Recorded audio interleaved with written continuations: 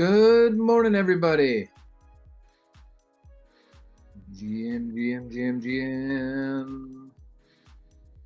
We got our 3-day countdown. Holy moly.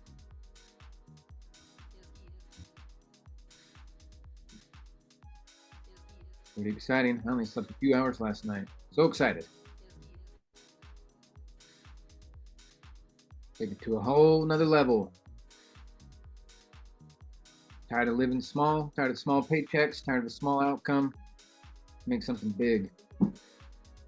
Thinking about showing up, being coachable, how many people are going to be speaking, the gold nuggets they're sharing, and just implementing a few of the ideas I get. I know it could take a totally different direction, compounding my growth. So I'm really excited about what we got cooking this weekend. I know I get to be a speaker, but I also get to be a student. And man, some of the trainers, Pennington, Gunderson, Troy Dunn, these guys are people that really make your mindset stretch. Think bigger. How can we get more done in less time while having fun, improving our relationships, getting healthier? So, yep, showing up as a student, of course. We're talking about the 4 levels of learning, right? You don't know what you don't know, so you got to stay coachable always. And just a reminder about GM. GM. Good morning is okay, but GM is better. Oh, lovely. All right, we got a quote of the day. The mind is not a vessel to be filled, but a fire to be ignited. Plutarch. Give me one for me. Plutarch.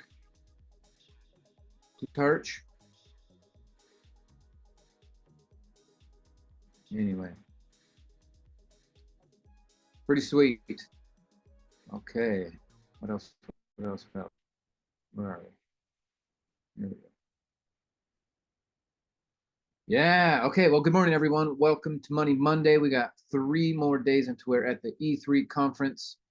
Glad you are all here. We're going to make today a short call because I got to go. I'm getting ready to go see you guys. Headed to Utah. We're going to make an amazing in so many people's lives as we all share the golden nuggets, the steps, the process that we use to climb out of our own messes and help even more you guys here on the call, and of course all of your guests and everyone else in attendance. Whew! It's been a long time coming. 6 months we've been building for this. Hopefully you've put in the work. There's still 3 more days for you to invite people, especially through the Zoom system. Get your VIP ticket. But you know, Jim Rohn has a great quote. He says, you can either plant in the spring or beg in the fall. Plant in the spring or beg in the fall.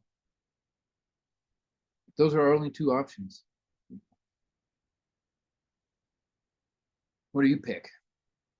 So anyway, we're about to reap a harvest, is what I'm saying. I'm super excited. Last time we almost made $1 million, and so I think based off of what we've set up this time, we should be pushing 2 million on this one. And then what's even more exciting is thinking about all the new students that we're going to have over the next 30, 60 days coming into the system, into the groups, the challenges, the calls, the chats, the Zooms, everything. It's going to be very exciting. So anyway, hope to see you all there, fully engaged, participating, because our mind is a fire to be ignited. So stay coachable.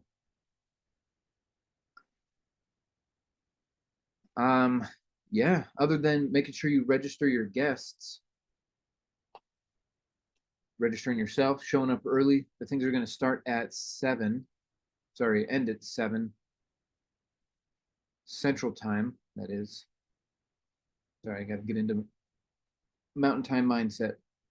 We're going to do 9 to 6, 3 days in a row. And then the special evening bonus stuff starts at 7 and goes to 8:30 or 9.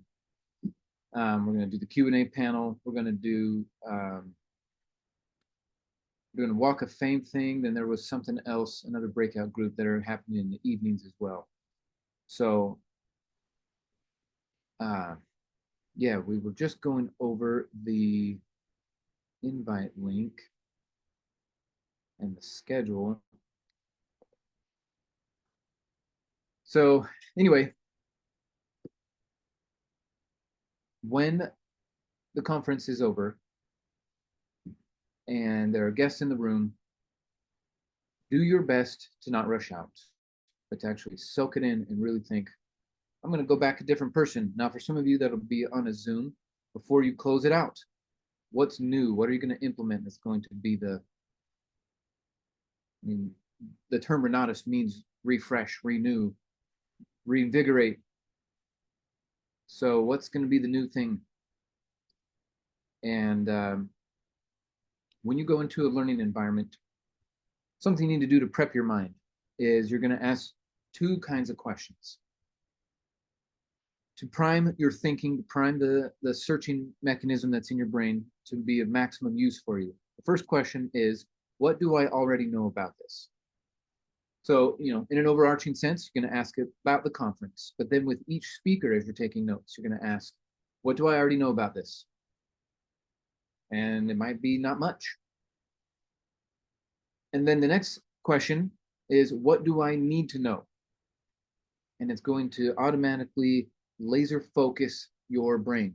There's so many other things that could be happening that your brain wants to think about. We call them the Oompa Loompas, right? It's trying to get your attention, knock on the door, hey, focus on this. But no, during these 3 days, especially if you're on Zoom, you need to be extra focused with your do not disturb settings. Be serious about it as if you were there. And what do I need to know? So in an overarching sense, you're going to ask, what do I already know? I already know real estate is the best path to my economic outcome. I already know the tax strategies, but what do I need to know? You're going to ask, answer with this question. What do I need to know? I need to know more about funds. Putting capital together that isn't a loan from the bank or a hard money, but a fund. What else do I need to know? I want to know more about the insurance infinite banking game Garrett Gunderson talks about. What else do I need to know? I also want to know about the bankruptcy stuff that Dan Craigan was talking about. Like, that stuff blew my mind. And thinking about the way we can help people while building a portfolio at the same time. So helping people out of bankruptcy. So I know I need to connect with him. So now, I've already thought about this stuff, but I'm just sharing with you so that at a bare minimum, while I'm there, these are the things I'm going to get. But then, of course, with each speaker, you're going to ask, what do I already know? What do I need to know at the top of each sheet? And you will be amazed at what you actually pick up. Without a strategy on intentional learning, you will retain about 3 to 7% a few weeks from now. It'll be, you'll have some fuzzy memories of one thing. Being intentional about it and then reviewing your notes each day for the days we're going through this, you could easily retain 50% of what you're collecting by priming your mind. So I'm going to repeat myself again. Ask the question, what do I already know? That way your brain doesn't get bored and check out when it hears something. It goes, oh, I already know this. You don't want your brain to do that. You want it to stay looking. So then the next question is, what do I need to know? What do I need to get out of this panel? What do I need to get out of the lunch? The VIP luncheons. If you prime your brain, and this is the thing, right? 2 intentions. Half of it is for our students to get educated. The other half is for our marketers to make more students.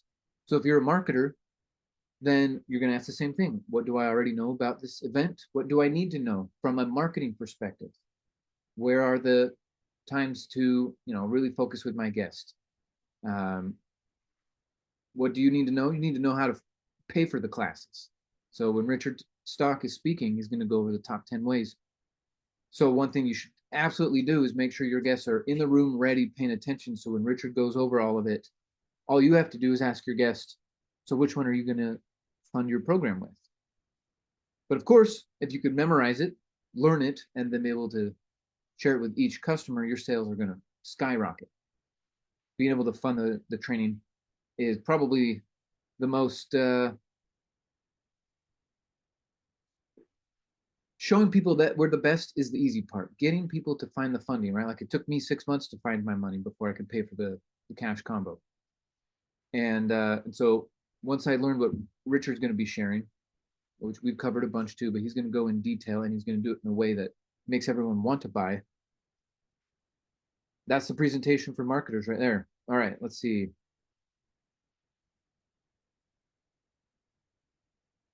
Well, GM Anthony, GA, depending on where you're at in the world. How can I implement this better, more effectively, and be consistent? Well, the thing about consistency would be, at the end of the day, anchoring to something physical. So one of the easiest ways for me, I got this from Tony Robbins, is I like to do 3 big claps. So after I read my notes, clap, clap, clap. And then I know it sounds goofy, but it really does put it into your nervous system so that when I clap again, it reminds me of the stuff that I'm wanting to focus on, learn, reinforce. So adding something physical to it, when you want to get next level, then you add a smell to it. People who never want to forget something, when you learn it and you have that peak feel and then you smell something, a lot of people carry around, people who do this carry around like an essential oil, usually orange or lemon, something like that, a citrusy smell. Each time you learn something and you find the thing that you were looking for, take a smell. These are the brain hacks that are, biologically wired to work for us. So, yep, especially if it's a new smell and you're learning something at the same time, that'll anchor it forever. But how to implement this more consistently also is going on the negative too, right? Like what will it cost you to not implement Garrett Gunderson's ideas? What will it cost you to not? And go super negative on it too. You'll be a poor loser with no friends if you don't listen to Patrick Munson, Garrett Gunderson, and Troy Dunn. So I better listen, right? And swing that pendulum all the way to the negative. But really, that's if you want to get Superman brain style. But at a bare minimum, for everyone to really prime your brain, what do I know? What do I need to know? And you'll watch your brain work, stay focused, and actually get way more out of it than just watching 3 days pass by. I know everyone's guilty of it. You went to an event, it felt great in the moment, but then when you got home, nothing changed. You weren't intentional about learning. You weren't intentional about a shift in the trajectory of your life. It's what they call a jacuzzi moment. Okay, felt good while you were in it, but as soon as you're out, nothing's different. Don't let this be a jacuzzi moment weekend. Let it be a pivotal weekend where you never go back to the old way. Whatever it is that you were doing, that's one sign of intelligence and is the ability to take in new information and change your mind. Now, we don't change our mind a lot, right? That if you change your mind too much, then you never get anything done. But if you had a certain conclusion, which is a dangerous way to live. But anyway, you show up to the class and it is conflicting with old information that you've picked up in your life. But this new information is confronting it. It's new and it's accurate. If you don't adopt it, right, you disregard that new information, you have now committed a cognitive fallacy. We have hundreds of them that our brain wants to try to stay safe, shortcut, save calories. There's so many things that our brain does for its biology survival, but not its social survival. So we need to be aware of that stuff. You got to get good at one of two things. He says you got to get good at one of two things. You got to plant in the spring or beg in the fall. Yep. we like to plant around here. Anyway, priming your mind for learning, having it be a pivotal moment. Don't go back to the old way. So, one of the speakers says something about home inspections or market analysis or the way, to look at interest rates. Like one thing that was hard for me to digest, but then once I did, I realized was thinking about 50% interest rates. Okay. I was listening to Hugh Zaretsky a couple years ago talk about deal structuring. And I was like, oh, I've heard Hugh talk a million times. He's amazing. I love him. He's got quite a perspective that really helps me see clearly, but I've heard him a bunch and my brain started being closed-minded. And he said, for those of you who are saying 30% interest is too expensive, but you're willing to go 50-50 on a deal, you fail to recognize that that's 50% interest. And you're calling 30 too much, but because it was called 50-50 partnership or 50-50 profit, or you fooled yourself into thinking something that it's not. And that set me back, and I was like, whoa, I've been shutting down deals because I was looking at double-digit interest rates is too much, but giving away all this equity. And anyway, it just challenged how I was thinking. And it's helped me structure a way bigger deal because of that fresh mindset. So I'm sharing that as a reminder. Keep the mind open. If you think you already know it, you're closing your mind, and it'll be a waste of your time. And what a tragedy that would be. So let's get the most out of it. I got to get ready to go. Mondays are already crazy busy, but it's time for me to get going. So questions before I'm out of here. I want you to also use this remaining time that you would have set aside to listen to me rant and rave about all kinds of great things, to send out some invitations, make a post, call somebody, get intentional about this week, because a lot is going into it and I want you to get a lot out of it. Any questions before we're out of here?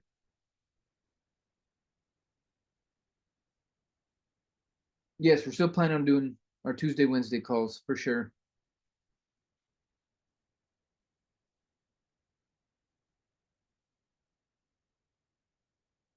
Be good at least one of them. Yep. Yep, exactly. Awesome. Sweet. Well, excited to see you all. Laura, Zen, Emily, Lorraine, Joe. I don't know if we've met yet, but hopefully I'll see you there. Deborah, Heidi, Mehelani, Erica, Steve, Janet, Bill, of course, good to see you. Ada, all of you. Gosha, awesome. Gilda, all right, what do we got here? Is it better to be vulnerable posting call to action or private messages? Depends on your audience for sure. But remember that